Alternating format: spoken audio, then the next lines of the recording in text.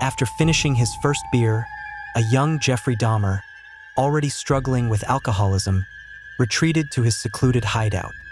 His mind wandered, as it often did, to the male jogger who routinely ran down the nearby street. Someone who inexplicably stirred within him a bizarre mix of attraction and a darker thrill he found in dissecting life-taking.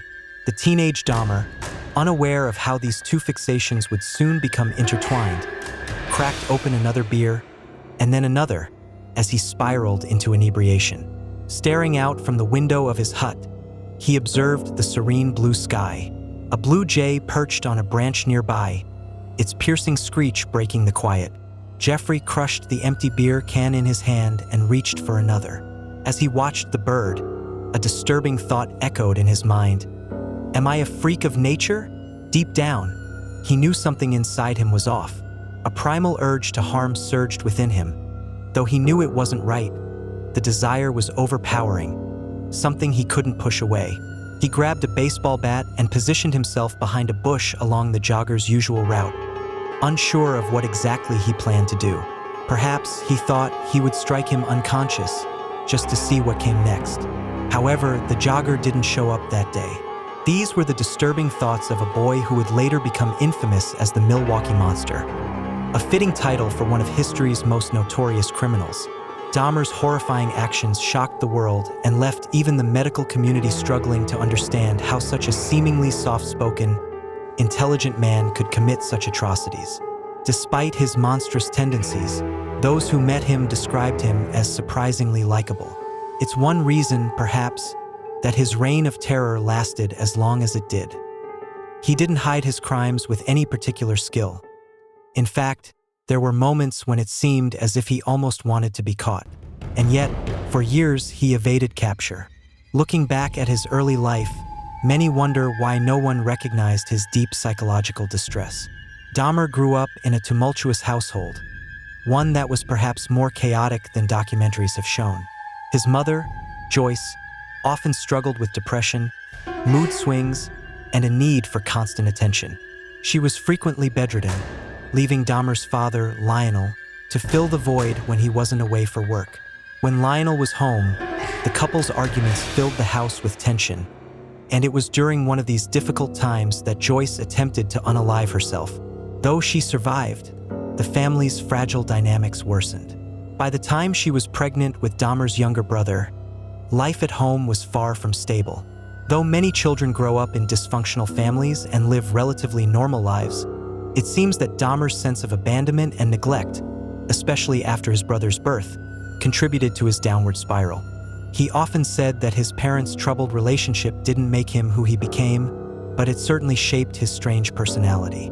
Lionel, a chemist, unknowingly nurtured Jeffrey's future criminal tendencies by teaching him about the preservation of animal bones. As a bonding activity, father and son would collect dead animals and clean the bones using bleach, turning them into what they called fiddlesticks. Jeffrey became obsessed, but not in the way his father had hoped. While Lionel thought it was harmless scientific curiosity, Jeffrey developed a deep fascination with the end result: clean, shiny bones. Later in life, during interviews with a forensic psychiatrist, Dahmer revealed his early signs of troubling behavior. He shared a story from grade school. His teacher asked the class to bring in something from nature. Dahmer brought a tadpole. When the teacher gave the tadpole to another student, Jeffrey became enraged. In retaliation, he went to the student's house and, upon seeing the tadpole in an aquarium, poured gasoline into it and set it ablaze. Dahmer told the psychiatrist, "If you call that torturing animals, then yes, I did that." As his family moved around and his parents' fights escalated, young Dahmer grew increasingly withdrawn. With little attention paid to him, he spent more time exploring the woods, collecting unalive animals, and conducting his own macabre experiments in the backyard shed. He once impaled a dog's head on a stick and left it in the woods near his home. Lionel later admitted that there had been warning signs: Jeff's quietness, mood swings, and obsession with animal remains. But the turmoil at home kept them from addressing his issues. Just weeks after graduating high school in 1978, Dahmer took his first life. Living alone in his family's old house, he picked up an 18-year-old hitchhiker named Stephen Hicks.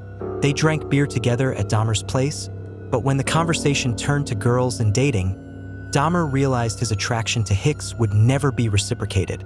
By then, he was already aware of his homosexuality, a fact that had complicated his relationships and isolated him even more. Once they were both heavily intoxicated, and the other man mentioned his intention to leave, Jeffrey Dahmer made a chilling decision. Quietly, he approached a set of weights, selecting a heavy dumbbell. Walking up to his unsuspecting guest, who sat with his back to him, Dahmer delivered a devastating blow to the man's head. The strike rendered him unconscious, and Dahmer followed by strangling him. With his victim lifeless, Dahmer indulged in his darkest urges, stripping the body and using it for his own desires. What followed was a grotesque ritual, one reminiscent of his earlier fascination with dissecting unalive animal. He meticulously cut apart the corpse. Initially, he buried the remains. However, a few weeks later, his obsession drove him to unearth the body. He methodically stripped the bones of their flesh, dissolving what he could in acid. The resulting solution was flushed down the toilet, while the remaining bones were smashed to fragments with a sledgehammer and scattered throughout the nearby woods. In the aftermath of this unalive, Dahmer attempted to move on with life. He enrolled in college but quickly succumbed to his persistent alcohol abuse, which inevitably led to his academic failure. At 19, he dropped out and enlisted in the U.S. Army. While stationed in Germany, reports would later surface of him drugging and molesting fellow soldiers, behavior that remained hidden for years. Despite this, his drinking habits never improved, and by 22, he was discharged from the military. Dahmer's father and stepmother, alarmed by the self-destructive path he was on, sent him to live with his grandmother in West Allis, Wisconsin. They hoped that her influence might help pull him out of the darkness. For a short time, it seemed to help, but after being fired from a job, his troubling habits resurfaced. He began drinking heavily again and started to act on his disturbing fantasies. This included indecent exposure, leading to his arrest for exposing himself to women and children. At just 22, he paid a small fine for his actions. Not long after, Dahmer secured employment at the Milwaukee Ambrosia Chocolate Factory. Despite the stable job, his mind remained plagued by darker thoughts. He began fantasizing about control, how he could enact his desires on someone incapable of resisting. Initially, he turned to an inanimate object, stealing a mannequin to fulfill his fantasies. However, his grandmother found the figure hidden in his wardrobe and forced him to dispose of it. Frustrated, Dahmer began searching for a real person to turn into his object of control. Around this time, he began frequenting local gay bars and bathhouses, places where he sought out men. Though he had occasional consensual encounters, he was never truly satisfied because his partners still retained some level of autonomy. As he later admitted, he had trained himself to see people as objects of pleasure rather than as human beings. To assert full control, Dahmer began plying his victims with alcohol, often consuming large amounts himself without losing composure. When his targets were sufficiently intoxicated, he would slip sleeping pills into their drinks. It's believed he did this at least a dozen times to men he met in bathhouses. Once his victims were unconscious, he would engage in acts with them. These were not murders, but the offenses were still horrific. Strangely, despite these heinous acts, Dahmer was never arrested for them, as none of his victims came forward to press charges. However, he was eventually banned from the bathhouses. At 26, Dahmer was once again arrested for indecent exposure and sentenced to probation. Despite accumulating evidence of his disturbed behavior, no one managed to connect the dots, leaving him free to continue down his dangerous path. His grandmother, the only person who saw him regularly, had no idea just how far he had fallen. But Dahmer knew he needed more than exposure and drugging to fulfill his fantasies. He returned to the methods he had once used as a teenager, how to conceal and control the dead. Thus, his life-taking spree began. He later claimed that the first life-taking of this new phase was accidental.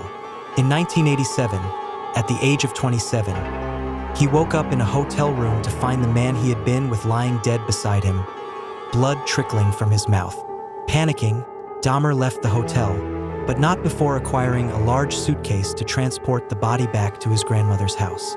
There, he dismembered the corpse, disposing of most of it while keeping the head. He boiled the head, preserving the skull for his own use. From this point, his life-taking followed a familiar pattern: drugging, strangling, and dismembering. He often kept parts of his victims as trophies, particularly the skulls. Once he had no further use for them, he would crush the bones with a hammer and scatter the remains. As the life-taking piled up, Dahmer's grandmother began to suspect something was amiss. She complained about the constant smell of decay in the house and was uncomfortable with the steady stream of men her grandson brought home. Eventually, she asked him to leave, but she never imagined the horrors taking place within her home. Dahmer, however, couldn't stop. His addiction to control and death had taken hold, and each life-taking brought him deeper into his obsession. His fifth victim, in particular, left such an impression that Dahmer preserved the head and other body parts for longer than usual. He flayed the body in his grandmother's bathtub, disposing of unwanted parts and hiding the rest in his room. In 1989, Dahmer faced legal consequences for a sexual assault, receiving a 5-year probation sentence and a 1-year term in the House of Correction. During this time, he was allowed to work but remained under supervision. Despite this, he returned to his grandmother's house to collect his most prized possessions, the human remains he had kept hidden. When he moved to his new apartment, Dahmer resumed his life-taking spree. This time, he targeted male prostitutes, drugging and strangling them when they were defenseless. Sometimes he posed with their lifeless bodies, other times he would sleep next to them. More often than not, he took photographs, capturing these grotesque moments for his own twisted satisfaction. During one of his rituals, Jeffrey Dahmer found himself speaking to a severed head, casually conversing while dismembering the remaining body. Amidst all this carnage, he maintained a facade of remorse to his probation officer, confessing feelings of deep loneliness and depression. He even hinted at his twisted sexual desires, but no action was ever taken. To outsiders, Dahmer appeared as an unassuming individual dealing with personal issues.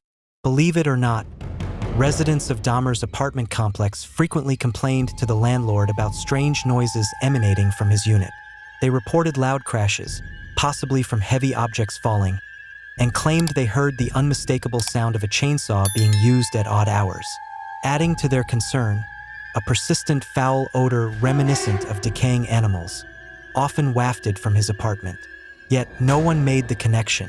In 1991, an event unfolded that seemed straight out of a horror movie. Dahmer had lured a young teenager to his apartment, sedated him with drinks and pills, and then proceeded with a sinister experiment. Believing he could turn his victim into a permanent, living zombie, Dahmer drilled into the young man's skull and injected hydrochloric acid directly into the brain's frontal cortex, or what he called the executive suite. He hoped this would leave the person alive but completely submissive. Leaving the semi-conscious victim on the couch, Dahmer went out for drinks at a nearby bar. When he returned, he was shocked to discover the boy was gone. Outside, 3 women had found him, disoriented and clearly in distress, crouched on the street. When Dahmer approached, he tried to convince the women that the teenager was his friend. Sensing something was wrong, the women informed Dahmer that they had already called the police. Despite the teenager's condition and the women's insistence that Dahmer was a threat, the police took Dahmer at his word when he claimed the youth was his intoxicated boyfriend. Dismissing the women's concerns, one officer even told them to shut the hell up, writing the incident off as a domestic dispute. This was yet another missed opportunity to apprehend Dahmer. The officers escorted Dahmer and the boy back to the apartment, where one of them commented on the foul smell inside. Unbeknownst to them, the stench was from a decomposing body hidden in the apartment. After the police left, Dahmer injected more acid into the teenager's skull, this time unaliving him. Dahmer continued his horrific spree, unaliving again and again, often keeping trophies such as skulls. In one case, he attempted to inject water into the brain of a victim in a futile effort to create a living zombie. As more victims fell prey to his depravity, His apartment became a grim repository of body parts. Human remains were piling up, yet the police had no inkling of the horrors inside. It wasn't until Dahmer lured 32-year-old Tracy Edwards to his apartment that his reign of terror began to unravel. After Dahmer attempted to handcuff Edwards, the man grew suspicious. He noticed the strange smell and saw an oil drum in the apartment. The sight of a tape of The Exorcist Part 3 playing in the background added to the eerie atmosphere. Sensing danger, Edwards tried to keep calm and talked his way through the situation. Dahmer, however, soon grabbed a sharp cooking utensil and told Edwards that he wanted to take pictures of him. Pressing his head against Edwards' chest, Dahmer remarked on his heartbeat and chillingly said that he would rip his heart out and eat it. Edwards managed to keep Dahmer distracted by engaging him in conversation, buying himself precious time. At the right moment, he struck Dahmer in the face and made a desperate run for the door. Out on the street, he flagged down a police car, screaming that a man had tried to unalive him. He showed the officers the handcuffs still attached to one of his wrists and explained that he had been held captive for hours. This time, the police took the situation seriously, but they had no idea what horrors awaited them. Upon entering Dahmer's apartment, the officers found a sharp cooking utensil, but what truly shocked them were the photographs. The images depicted bodies, some dismembered, arranged in various grotesque poses. The officer who discovered the pictures turned to his partner and, in disbelief, said, "These are real." Realizing the gravity of the situation, they subdued Dahmer, who quietly muttered, "For what I did, I should be dead." Once in custody, Dahmer calmly led the officers to the refrigerator. Inside, they found a human head. What followed was a chilling investigation. Personnel from the Milwaukee County Medical Examiner's office arrived at the scene to assist in cataloging the evidence. Among the gruesome findings were tools used for dismemberment, 7 skulls, some painted. For additional human heads, 3 partially skeletonized bodies, a human heart, and large muscle fillets stored in plastic bags. It was clear to investigators that Dahmer had been consuming parts of his victims. The human remains in his freezer looked no different from cuts of pork, carefully packaged for later use. The forensic team was able to determine the causes of death for several victims and identify many of the bodies. They discovered the drill holes in skulls where Dahmer had attempted his sickening lobotomies. When questioned, Dahmer freely admitted to his actions. He even explained his desire to create zombified intimacy slaves by lobotomizing his victims, providing police with detailed information that helped them identify many of his victims. Out of the 11 bodies discovered in Dahmer's apartment, only 4 could be identified using fingerprints. Other victims were identified through personal belongings found in the apartment, while the remaining victims were matched through dental records. In the aftermath, many activists criticized the handling of the case, suggesting that the police's negligence stemmed from the fact that the victims were primarily gay men. A large proportion of the victims were also African American, which fueled further outrage. Some critics argued that because most of the victims were from marginalized communities, including the poor, the police didn't prioritize the investigations as they might have for others. This sentiment was captured by the term, the less dead, meaning those whose disappearances were overlooked because they lived on the fringes of society. What particularly incensed the public was the story of a 14-year-old boy whom police had returned to Dahmer's apartment after a horrifying encounter. The boy, Konorak Synthesumphone, was Laotian, and the women who tried to save him were black. Many felt that racial prejudice played a role in the officers' decision to believe Dahmer, a white man, over the women who raised alarms. The officers dismissed the women's concerns, and just hours later, Dahmer unalived the boy. One of the officers later defended his actions by saying, "There was nothing out of the ordinary that would have raised suspicion. I've been doing this for years, and usually if something feels off, you pick up on it. But there wasn't anything like that here." On February 15, 1992, Jeffrey Dahmer was sentenced to 15 consecutive life terms for his crimes.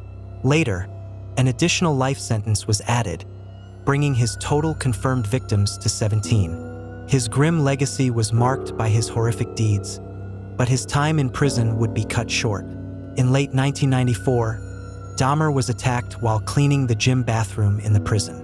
Another inmate, also serving time for life-taking, bludgeoned him with a metal bar. Despite the ferocity of the assault, Dahmer reportedly remained silent throughout the beating. He was rushed to the hospital, where he later died from his injuries.